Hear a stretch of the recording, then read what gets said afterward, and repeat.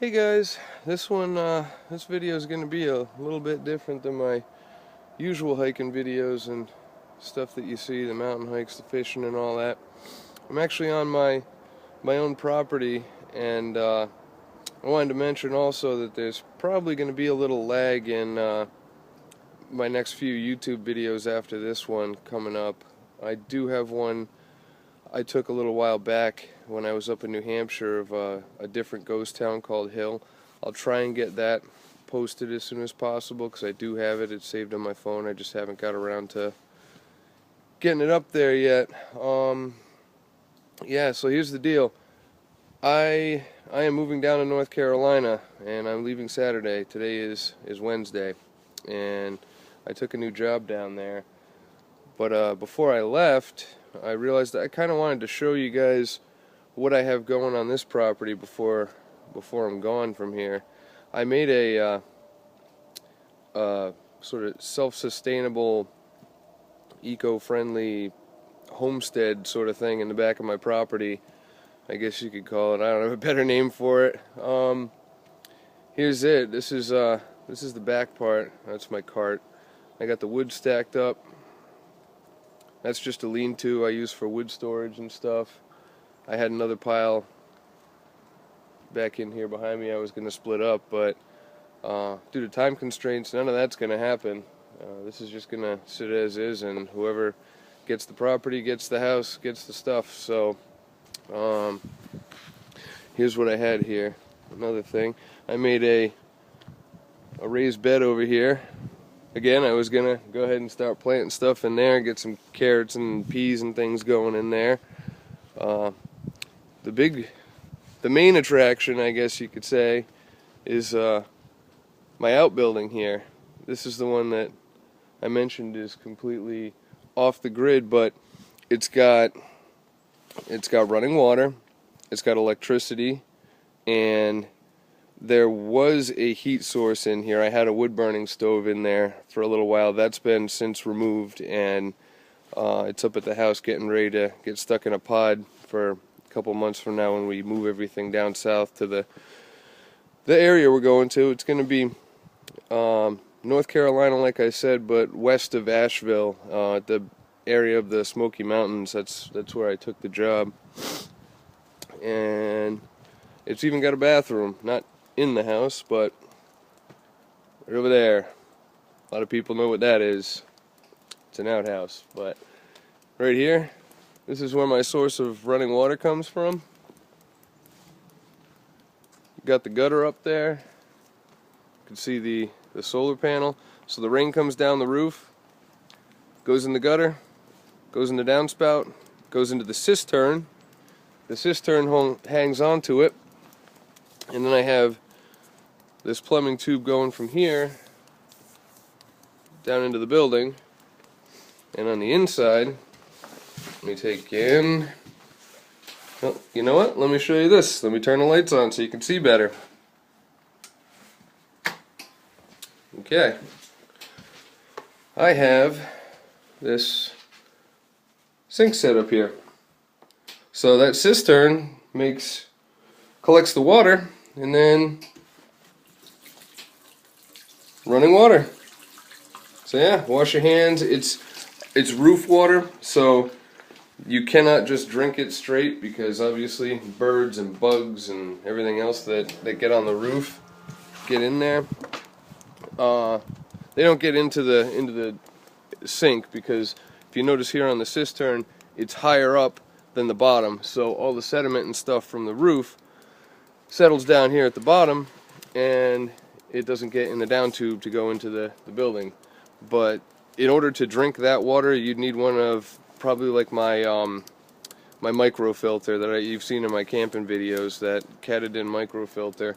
You can take it, put the cork in the sink, fill the sink up, and then just pump it out into a water bottle or something with the micro filter. So you actually could have a source of drinking water on top of just having water to wash your hands and clean stuff up. But that's coming with me.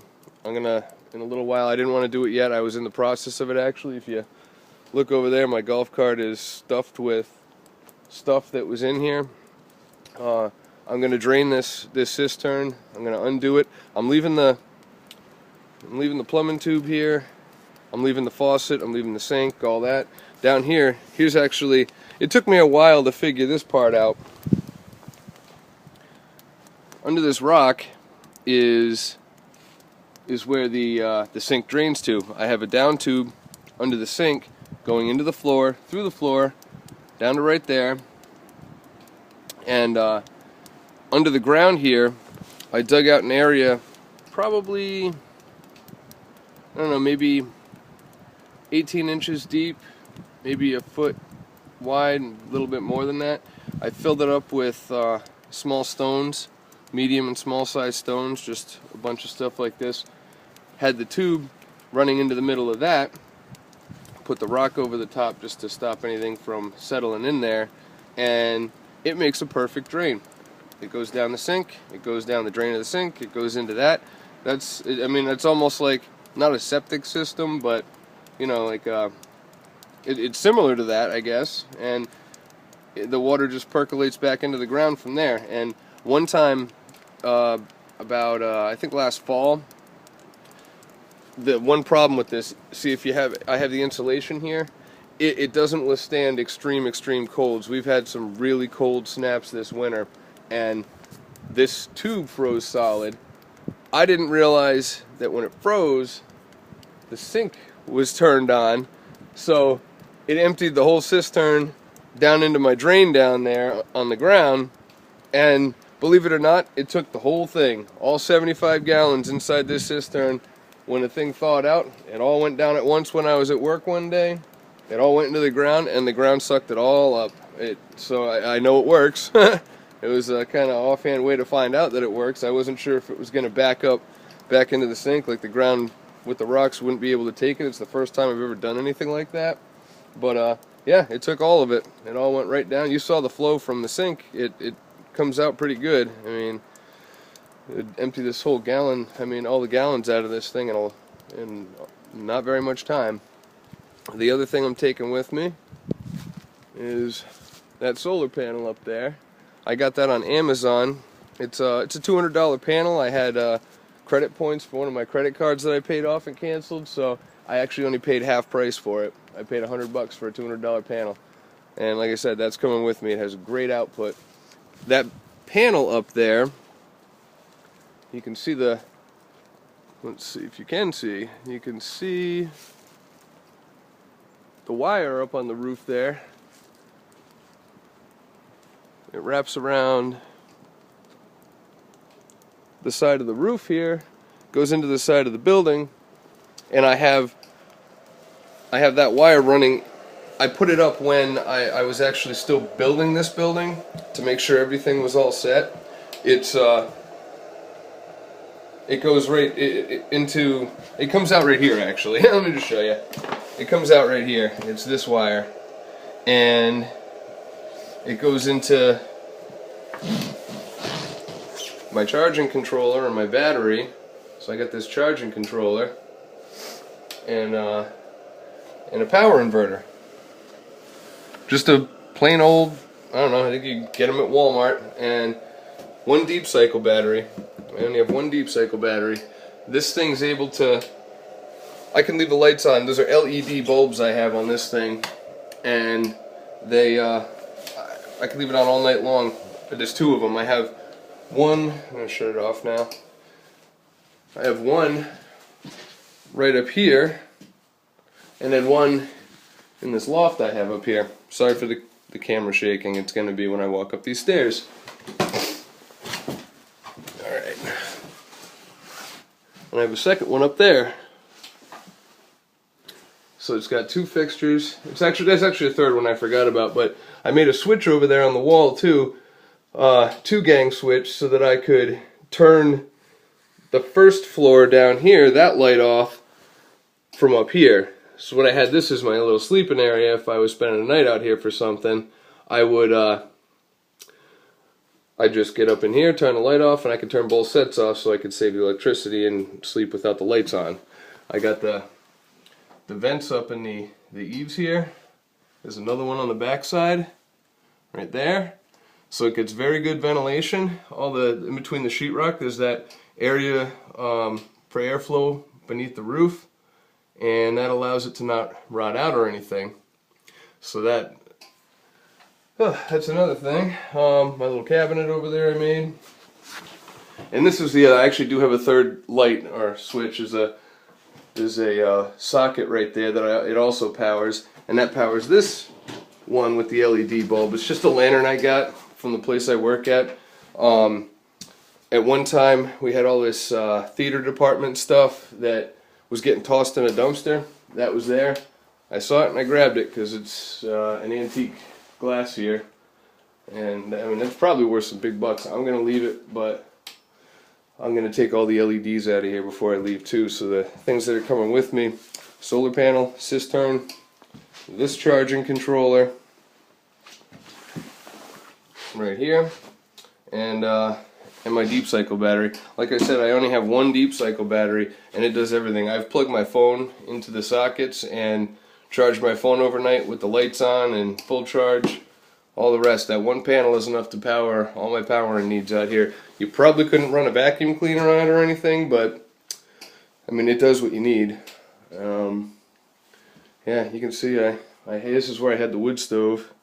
I made the hearth for it. It's all to code. It's got 6 inches at each side, 18 out the front, 18 out the back, and then the sheetrock behind on that wall, this wall right here, is actually fire code sheetrock, and you had the air gap right there where the wall thimble goes through. Chimney goes up, and yeah, and you have heat. So all the amenities of home, but out here off the grid. I had a buddy who wanted me to do a video of this, but at the time I hadn't gotten around to it, so now I do. And well, I don't have the time, but this is my last chance to get it. If I don't get it now, I'll be out of here on Saturday and I won't have another chance to get it. So one thing I did want to do for double output, don't really need it, but I had a second gutter here that was going to go up on this side to do the same thing, run another down tube into the cistern from the other side of the building and capture twice as much water. But after a rainstorm, that thing fills up fine. Even with just one side of the roof, it fills up fine. And then I have to remove this wall thimble out of here. I'll cover it over with something for now, maybe a piece of tarp or a rubber or something, and then whoever takes the place can work their own stuff out for getting this through. The wall thimble's just too expensive to leave behind. I'm not going to leave it here. And you can see up in the eaves here, I got the soffit vents going across, again to help with airflow. It just goes right up, pressure treated wood under there. This whole thing is up to code. The wiring, if you had the walls stripped out of it, all the sheetrock gone, it would look just like it does inside a normal house, except for where it comes out to the power inverter. And normally on a regular house, those wires would go into a breaker box, but the power inverter has its own surge protector, so that's sort of the equivalent of a breaker box. Anything happens, that will pop a fuse and then it would be fine. You just have to replace the fuse and turn it on again. So yeah, that's my building. Again, outhouse for a bathroom, source of water, electricity, heat. I mean, all the modern amenities. I've even taken a laptop out here and watched a movie and stuff in the nighttime. I got my fire pit right here. This was originally a camping area. I used to set up a tent over there, and the building wasn't here, obviously. The wood storage was always there. I didn't have this pile of lumber though. And down the trail I made up over here, there's the start of a food plot for deer. Because up in behind me, you can see that ladder, I had a deer stand up in the tree that I've been dismantling too. And I didn't have any luck last winter, or last fall. That was my idea, my fault. But they came by. I'd seen them come by. They just never came close enough to pop a shot off at them. But with the food plot, I was planning on getting them in, because in Connecticut here, food plots are legal. You can't hunt on them the first year. They have to be consecutive years before it's considered a food plot. So I was going to get it started this year and just let it go.